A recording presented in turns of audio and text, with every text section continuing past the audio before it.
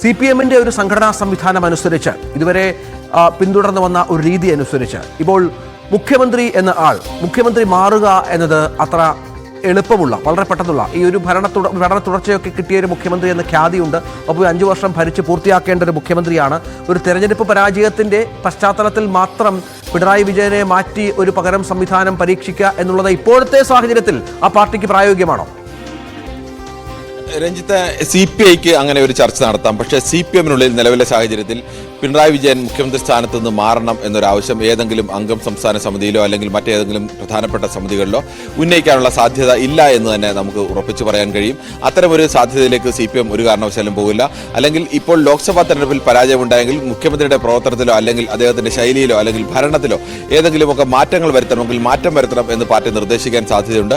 അതിനപ്പുറത്തേക്ക് മുഖ്യമന്ത്രി സ്ഥാനത്ത് നിന്ന് പിണറായി വിജയൻ മാറണം എന്നൊരാവശ്യം പാർട്ടിക്കകത്ത് എവിടെയും ഉയരാനുള്ള സാധ്യതയില്ല. അല്ലെങ്കിൽ അത്തരമൊരു നീക്കത്തിലേക്ക് CPM പോകാറുമില്ല. ഇതുവരെയും ഇങ്ങനെ പല മുഖ്യമന്ത്രിമാരായിരിക്കുന്ന ഘട്ടത്തിലൊക്കെ ലോക്സഭാ തെരഞ്ഞെടുപ്പുകൾ ഉണ്ടാകുകയും അവിടെ തിരിച്ചടികൾ നേരിടുകയും വലിയ വിജയങ്ങൾ നേരിടുകയും ഒക്കെ ചെയ്തിട്ടുണ്ട്. ആ ഘട്ടങ്ങളിലൊന്നും അത്തരത്തിൽ മുഖ്യമന്ത്രി മാറുക എന്നൊരു ആവശ്യം ഇതുവരെയും അല്ലെങ്കിൽ അതിനെ ഗൗരവമായി പരിഗണിക്കുന്ന ഒരു ആവശ്യം വന്നിട്ടില്ല. VS അച്യുതാനന്ദൻ തന്നെ മുഖ്യമന്ത്രി ആയിരിക്കുന്ന ഘട്ടത്തിലും 2009 ഇടതുമുന്നണിക്ക് കനത്ത തിരിച്ചടി നേരിടേണ്ടി വന്നു. 16 സീറ്റിൽ പരാജയപ്പെടുന്ന അവസ്ഥയുണ്ടായി. അപ്പോഴും അങ്ങനെ ആ കാരണം കൊണ്ട് മുഖ്യമന്ത്രി മാറുക എന്നൊരു അവസ്ഥയിലേക്ക് വന്നിട്ടില്ല. പക്ഷേ മുഖ്യമന്ത്രിമാർ മാറണമെന്നുള്ള ആവശ്യം കേരളത്തിൽ VS അച്യുതാനന്ദന്റെ വിഷയത്തിൽ മാത്രമാണ് അത്തരത്തിലേക്ക് മാറണം എന്നുള്ള ആവശ്യം സംസ്ഥാന കമ്മിറ്റിയിൽ അങ്ങനെ ശക്തമായി ഉയരുകയും മുഖ്യമന്ത്രി ഇടയ്ക്ക് വെച്ച് മാറണമെന്നൊക്കെ പറയുകയും പക്ഷേ അപ്പോഴും കേന്ദ്ര കമ്മിറ്റി അത്തരമൊരു തീരുമാനത്തിന് ഒരു ഘട്ടത്തിലും പച്ചക്കൊടി കാണിച്ചിട്ടേ ഇല്ല. അങ്ങനെ മാറിയത് ഒരിക്കൽ മാത്രമാണ്. അത് ബംഗാൾ മാത്രമാണ്. ബംഗാളിൽ ജ്യോതി ബസുവാണ് മാറിയത്. അത് പക്ഷേ പാർട്ടി തീരുമാനിച്ച് അദ്ദേഹത്തിന്റെ പ്രായാധിക്യം ആയതുകൊണ്ട് അദ്ദേഹവും പാർട്ടിയും കൂടി തീരുമാനിച്ച ശേഷം പിൻഗാമിയായി ആര് വരണമെന്ന് തീരുമാനിച്ച് അത് ബുദ്ധദേവ് ഭട്ടാചാര്യയാണെന്ന് വരികയും അങ്ങനെ ബുദ്ധദേവ് ഭട്ടാചാര്യ ഭരണത്തിന്റെ അവസാന ഘട്ടത്തിൽ അദ്ദേഹം ഒഴിഞ്ഞുകൊടുത്ത് ബുദ്ധദേവ് ഭട്ടാചാര്യയെ മുഖ്യമന്ത്രിയാക്കുകയും ചെയ്യുകയായിരുന്നു.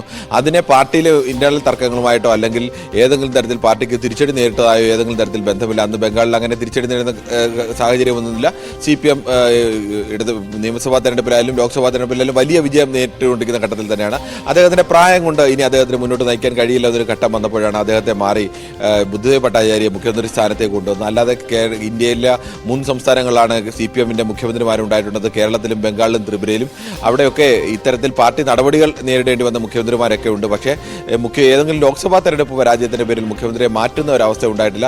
കേരളത്തിലും എന്തായാലും ഇപ്പോഴത്തെ സാഹചര്യത്തിൽ കേരളത്തിലെ സംസ്ഥാന കമ്മിറ്റിയിലോ അല്ലെങ്കിൽ കേന്ദ്ര കമ്മിറ്റിയിലോ നിലവിൽ മുഖ്യമന്ത്രി സ്ഥാനത്ത് നിന്ന് പിണറായി വിജയൻ മാറണം എന്നൊരു ആവശ്യം. അങ്ങനെ പിണറായി വിജയന്റെ ഒരു പ്രത്യേകത കിരൺ, ഒരു ഭരണ തുടർച്ച എന്ന ഒരു സംവിധാനം, ഒരു സംഗതി പാർട്ടിക്ക് നേടിക്കൊടുത്ത ഒരു മുഖ്യമന്ത്രിയാണ്. അദ്ദേഹം തന്നെ പറയുന്നുണ്ട്, ഈ മറ്റ് സംസ്ഥാനങ്ങളിലൊക്കെ ഒരുപാട് സംസ്ഥാനങ്ങളിൽ ഭരണപരാജയം ഉണ്ടായപ്പോൾ അല്ലെങ്കിൽ ഈ തെരഞ്ഞെടുപ്പ് പരാജയം ഉണ്ടായപ്പോഴൊക്കെ ഈ മുഖ്യമന്ത്രിമാർ മാറിയ ചരിത്രമുണ്ടോ? ഇത്തവണ കർണാടകയിലടക്കം അങ്ങേര് കീഴ്വഴക്കം ഉണ്ടായിട്ടുണ്ടോ എന്ന് ചോദിക്കുന്നുണ്ട്. പിണറായി വിജയന്റെ വാദഗതികൾക്ക് അങ്ങനെ ഒരു ബലം പകരാം. പക്ഷെ അപ്പോഴും നമുക്ക് എവിഡൻ്റല്ലേ കാര്യങ്ങൾ. പിണറായിയുടെയുമായി ബന്ധപ്പെട്ട് ഉയരുന്ന നിരവധിയായ വിവാദങ്ങൾ, അദ്ദേഹത്തിന്റെ ശൈലി, ജനത്തിന് ഒരു തരത്തിൽ അംഗീകരിക്കാൻ പറ്റാത്ത പലവിധ കാര്യങ്ങൾ ഒക്കെ ഈ തരത്തിൽ തന്നെ അദ്ദേഹം ഏറ്റവും ഒടുവിൽ ഇപ്പോൾ ബിഷപ്പിനെ തന്നെ CPM അനുകൂലമായി സംസാരിച്ചത് ബിഷപ്പ് ഈ ഭരണപരാജയത്തെക്കുറിച്ച്, തെരഞ്ഞെടുപ്പ് പരാജയത്തെക്കുറിച്ച് പറഞ്ഞപ്പോൾ അദ്ദേഹത്തെ വിവരദോഷി എന്നാണ് വിളിച്ചത്. അപ്പോൾ അദ്ദേഹത്തിന്റെ നിലപാട്, ശൈലി ഒരു തരത്തിലും മാറുന്നില്ല.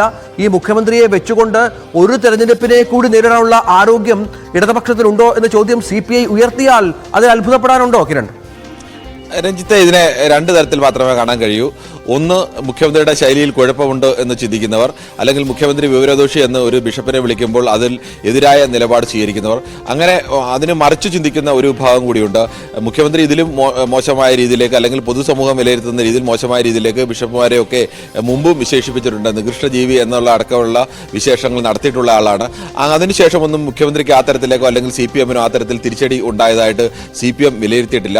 CPM എങ്ങനെ വിലയിരുത്തുന്നു എന്നുള്ളതാണ് വിഷയം. CPM സംസ്ഥാന കമ്മിറ്റിയിൽ മുഖ്യമന്ത്രിയുടെ പരാമർശങ്ങളും അല്ലെങ്കിൽ മുഖ്യമന്ത്രിയുടെ ശൈലിക്കും കുഴപ്പങ്ങളുണ്ട്, അതിൽ തിരുത്തൽ വേണം എന്നുള്ള ഒരു നിർദ്ദേശമാണ് അല്ലെങ്കിൽ അത്തരത്തിലേക്കുള്ള ഒരു തീരുമാനമാണ് എത്തുന്നതെങ്കിൽ സ്വാഭാവികമായും പാർട്ടിക്ക് അത്തരം ഒരു നിലപാടിലേക്ക് പോകാം. പക്ഷേ അത് അവിടെ ഉണ്ടാകുമോ ഇല്ലയോ എന്നത് ഒരു വലിയ ചോദ്യമാണ്. പൊതുസമൂഹം വിലയിരുത്തുന്ന പോലെ ആവില്ല പലപ്പോഴും CPM വിലയിരുത്തുന്നത്. പ്രത്യേകിച്ച് CPMന്റെ കേരളത്തിന്റെ ചരിത്രത്തിൽ മറ്റൊരാളിനും ഒരു തുടർ ഭരണം സാധ്യമാക്കാൻ കഴിഞ്ഞിട്ടില്ല. തുടർ ഭരണത്തിൽ CPM ആയാലും CPI ആയാലും മറ്റു പാർട്ടികളെല്ലാം പാർട്ടിക്കപ്പുറത്തേക്ക് അതിനു മുമ്പെല്ലാം ഉണ്ടായിരിക്കുമ്പോൾ പാർട്ടിയാണ് ജയിക്കുന്നത് എന്ന് പറയുമ്പോൾ അങ്ങനെയല്ല.